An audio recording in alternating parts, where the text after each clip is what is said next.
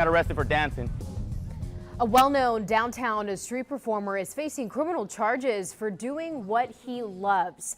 His breakdancing performances have entertained crowds of visitors for more than a decade, but a city policy has led to the beloved dancer getting several citations and being arrested. Upset about the criminal charges he now faces, he reached out to Fox Antonio's problem solver Darian Trotter to help shed light on his fight to have them dropped.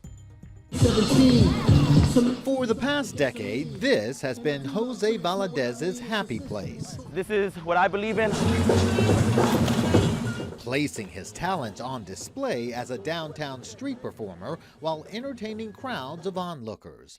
But lately, it's all been threatened by city policy. I got arrested for dancing. Last month, Valadez was placed in handcuffs and charged with criminal trespass onto private property for dancing at Market Square. I was dumbfounded just because I was in a public space dancing. The city is throwing citizens, law-abiding citizens, in jail for dancing. Attorney Brandon Grabble specializes in civil rights cases. That's not the city I thought I lived in. He thinks the arrest of his client by SAPD officers was unnecessary and aggressive enforcement of the city's street performer policy. Why you go the step of arresting somebody for doing nothing wrong other than dancing. The downtown street performer policy allows performing for voluntary donations in designated areas. It includes artistic expression in the form of music, singing, and dancing, to name a few. The policy restricts the sale of merchandise, noise nuisances, use of city power sources, performing overnight and during private community events. It's not an ordinance.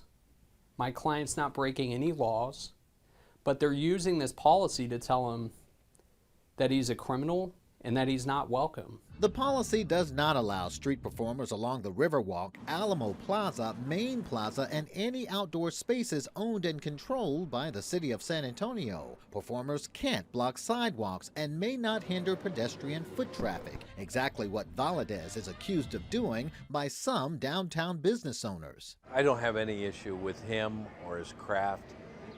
What's at issue is the location. Garvin O'Neill runs the Manger Hotel at Alamo Plaza.